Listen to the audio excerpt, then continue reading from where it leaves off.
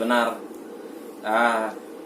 Cuma kan dari masa aneh di sana dulu, dari masa saya di sana, sejujurnya saya nggak yang sampai dia misalnya ada hubungan terus ada gelagat pacaran gitu.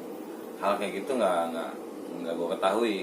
Dan kebetulan gue orang saat itu juga nggak mau yang terlalu tahu urusan temen-temen. Sampai kalau ada perform luar kota, sampai hotel ya gue di kamar paling nge-games, ngobrol, atau gue kumpul sama fanbase nongkrong gitu. Seandainya pun ada sifat-sifat yang lagi pas kegiatan, mungkin kelihatan ada obrolan, kelihatannya kayak mereka ngobrol berdua gitu. Gue juga nggak nyimpulin kalau itu karena ada hubungan apa pacaran, tapi gue menyimpulkan bahwa itu sebuah kayak profesionalitas kerja.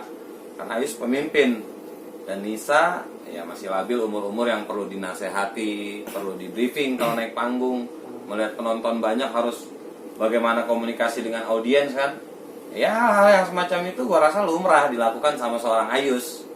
Jadi gue gak mikir kalau itu macam-macam. Dan bukan cuma Nisa, Ayus briefing juga ke teman-teman yang lain, ke gue dan Mas Ardi juga kan. Kabar yang beredar kaget karena muncul dari seseorang yang punya akun, yang akunnya juga gue pernah tahu orangnya gitu. Gue pernah lihat orangnya, namanya gue kenal sama Eri bukan baru di Sabian, tapi sebelum Sabian gue udah kenal dengan Ayus dan Eri. Yang ngomong dia nih. Misalnya ada bahasa adiknya Eri kan, mungkin kalau orang-orang berpikir itu adiknya bukan ya gitu. Kalau gue ya tau lah itu adiknya Eri gitu maksudnya, karena udah kenal. Masa sih gitu. Ada edaran surat gugat cerai. Iya kan pernah rame juga tuh. Beneran nih gitu. Ya Allah, semoga bukan karena masih belum percaya kalau isu nggak enaknya ini sama ya, orang bercerai banyak lah ya gitu kan. Cuma isu nggak enaknya ini yang jadi nggak enak gitu, yang bisa saya rasain. Ya Allah, semoga Nisa nggak gitu. Masih pengen berdoa gitu karena kan nggak percaya tadinya. Klarifikasi itu jadi apa yang ada di pikiran aku yang berkaitan. Ya Allah, lemas gue. Mas Adik yang ngomong, apalagi di stasiun TV kan saat itu live kan, membenarkan gitu.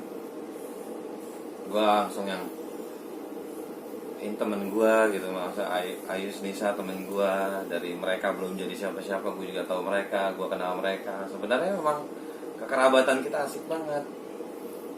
Gue langsung flashback ke belakang gitu. Ya ampun, masa Nova bohong sih gitu. Seandainya Nova benar gitu, memang kita nggak bisa juga simpulkan kan, karena belum muncul klarifikasi dari Sabian dan Nisa dari Ayus gitu. Tapi kan Nisa adiknya dan gue kenal Nova juga. Nyes aja kak, nyes. Kalau ada orang yang bilang, tapi lo apa-apaan sih, nggak ada urusan kalian sama lo juga nggak dari Sabian. Ya oke, gue sepakat sama statement itu. Tapi ntar dulu, gue bilang. Semasa ada Sabian, gue yang pegang fanbase-nya, gue ketua fanbase-nya waktu itu teman-teman Sabian. Gue mengarahkan teman-teman untuk satu tujuan. Gue mengarahkan teman-teman untuk satu frekuensi. Gue mengarahkan itu dari Aceh sampai Papua, leadernya ada kontak di handphone gue. Kalau kita ngeluarin produk, ayo brother, kita junjung tinggi yang baik gitu. Kebayang saat itu gue lagi ngomong begitu, dan kenyataannya sekarang begini. Itu gue kayak lagi hianatin diri gue sendiri gitu rasanya. Orang yang gak paham gue mungkin, apaan sih be, lu gak ada hubungannya gitu. Tapi kan gak pada tahu kalau saat itu gue maintain pasukannya Sabian itu dengan waktu, pikiran, banyak pengorbanan yang gue lakukan untuk sebuah grup yang gue yakin jadi inspirasi. Nah saat ini gue nyes gitu. Ya Allah, saat itu berarti gue lagi bohongin orang baik untuk mendukung gitu. Ini banyak orang-orang yang cinta. Ini, oh ya, ayo kita dukung, kita pokoknya gimana caranya selawat harus menggila di Indonesia. Jangan berhenti sebelum trending. Siap. Aceh sampai Papua pasukannya. Angka bisa lebih dari 30.000 orang. Kontaknya jelas, bukan buzzer mesin. Ini gue sentil Ardi dikit ya. Kebetulan saat itu yang belum nikah memang Ardi. Ardi belum nikah. Jadi gue rasa peraturan yang tadi kakak bilang itu bukan nggak perlu diterap, tapi ngapain diterap, kan udah pada punya suami gitu loh maksudnya. Nggak terlalu yang bersifat kita nggak boleh pacaran ya gitu, maksudnya agak lucu sih, meskipun bisa aja kan peraturan, tapi tidak ada peraturan manajemen yang memang emang udah pada suami istri kan. Ya paling Ardi doang saat itu. Ya kalaupun mau kasih nasihat itu paling ke Ardi, dulu jangan pacaran dulu yang serius ya kayak gitu. Nisanya tentu tidak Nisa juga kan nggak mau pacaran, Nisa kan mau serius berproses karir kan, itu udah sering disampaikan ketika diwawancara kan. Nisa mau fokus karir gitu.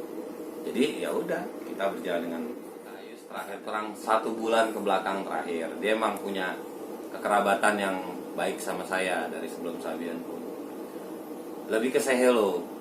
Be, apa kabar? Yes, gue sehat. Lo gimana kabar? Sehat. Gimana pandemi? Ya, gitu aja sih.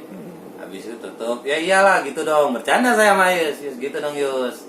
Biar enggak iya biar akur. Iya, Be, mungkin butuh proses. Iya Yus, gue ngerti, gue paham. Tutup asik. Perfeksionis orangnya. Dan dia tuh bener-bener ini sih, perhatian sama personil semuanya gitu kan. Memang dia tuh kalau memang nggak ada yang dibutuhin ngomong, nggak bakal ngomong dia gitu. Jadi kalau dia mau ngobrol, ada yang mau diomongin gitu. Kalau Nisa sih orangnya ini asik, dia asik, ceria, dan ini rame orangnya kan, humble sih orangnya. Jadi dia nggak pernah ada gap gitu, maksudnya dia nggak pernah beda-bedain teman-temannya gitu. Jadi emang dia rame sih, asik sih Nisa ini. Ya asik lah dia. Oh itu cuma ini sih, maksudnya ya biasa apa ya, gara-gara foto sebenarnya itu kan, gara-gara foto bareng semua lengkap foto bareng gitu kan. Nah kebetulan si Nisa tuh tangannya tuh gini pas ke saya gitu kan, si Nisa ke saya ya udah rame gara-gara itu aja.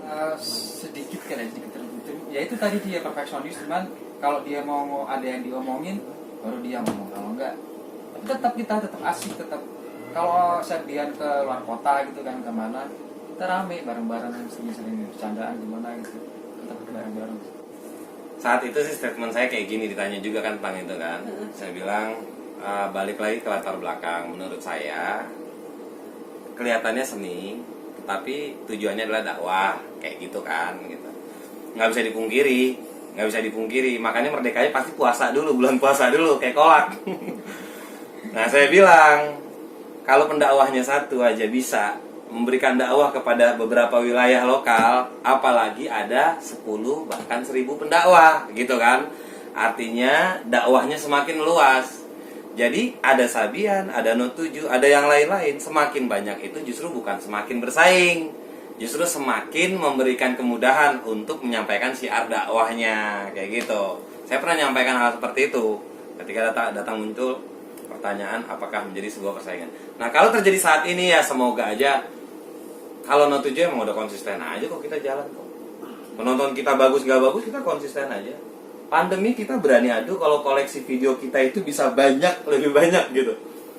Dengan audio yang kita buat serius, video yang kita buat serius, memang udah seperti ini aja No7. Ya kalau ada kabar baik, itu jadi baik buat kita.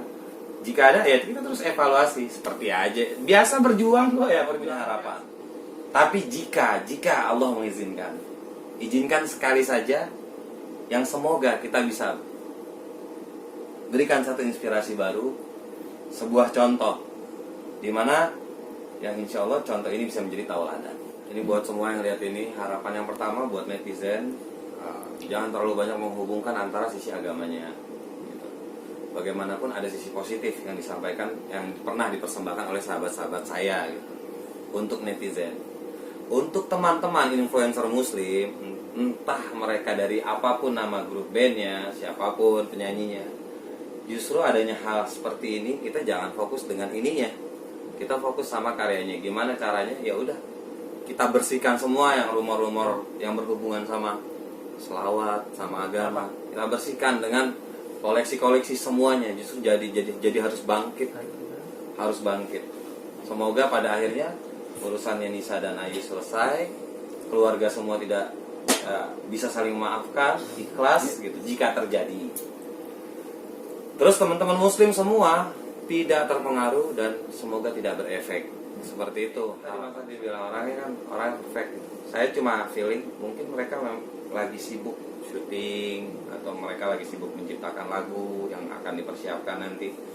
Nah yang kayak gini-gini bagi dia yang nanti deh, ada fokus yang sedang dia kejar gitu. Jadi kalau saya feelingnya mungkin Sabian Ya, saya rasa Nisa dan keluarga harus klarifikasi biar nggak berkepanjangan nih. Yang miring-miring itu biar nggak kepanjang-panjangan. Karena kalau ini benar, ya udah lekas selesai dengan cara kekeluargaan bagaimana gitu antar mereka gitu kan. Dan masyarakat habis itu ya habis redap ya udah normal lagi kan gitu ya. Tapi kalau ini tidak benar kan sayang banget nama baiknya kayak gitu. Apalagi dia sahabat kami gitu. Oke, karir yang saya tahu itu karena suka main ke rumah saya, dia Ayu sendiri sama anaknya 2 naik motor datang ke rumah. Kalau lagi ngeliat itunya itu kayak yang berasa sedih gitu, karena saya ngeliat Riri udah bukan seperti Ayu punya istri, bukan, tapi udah kayak teman sendiri. Bahkan sebelum ada Sabian, sebelum ada Gambus, saya sama Ayu sama Riri rekan bisnis di sebuah marketing gitu. Ya kesederhanaannya Masya Allah. Jadi kalau yang beredar katanya dulu Riri begini, saya benarkan. Memang seperti itu. Jadi gimana sih ya, kasihan juga gitu kalau ya Allah Riri gitu. Ya kok gitu sih gitu kalau ada gitu.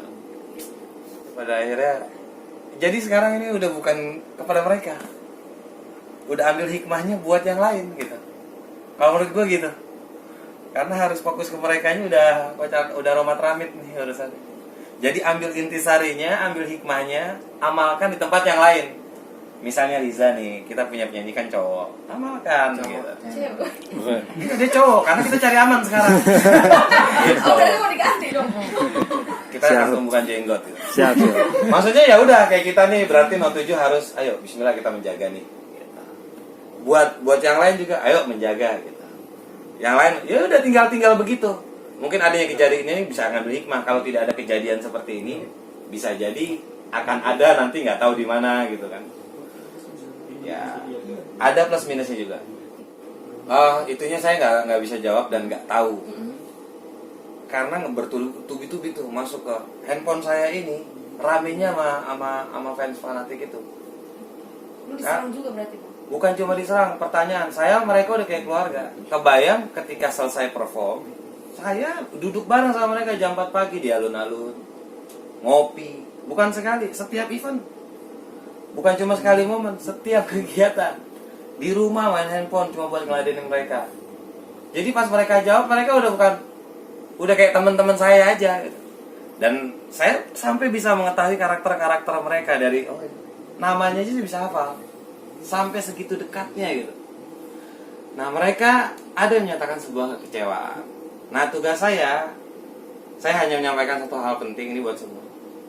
Buat siapapun fans selawat, yakinlah bahwa pelantunnya bukan seorang artis. Karena artisnya adalah Rasulullah SAW. Supaya kalau ada kesalahan dari manusia, kita tidak sakit hati. Itu seperti itu. Nah, kita semua ini hanya fasilitator untuk memfasilitasi para pecinta selawat di Nusantara. Itu saya sampaikan ke seluruh sahabat-sahabat. Agar mereka ketika ada sesuatu yang mungkin saat ini misalnya, mereka nggak terkecoh. Toh mereka punya tujuan. Selawat untuk Rasulullah SAW. Siapa orang-orang ini? Mereka hanya fasilitasnya. Cuma perbedaannya populer dan tidak populer. Aisyah terbayang kali ya Kak ya. Apalagi yang wanita gitu. Ya nggak semuanya tidak ngomong seperti itu seperti saya gitu ya. Ada beberapa pun ya karena wanita mungkin dia merasakan sebagai wanita. Pria kok kecewa, mungkin dia suka pria. Canda dikit.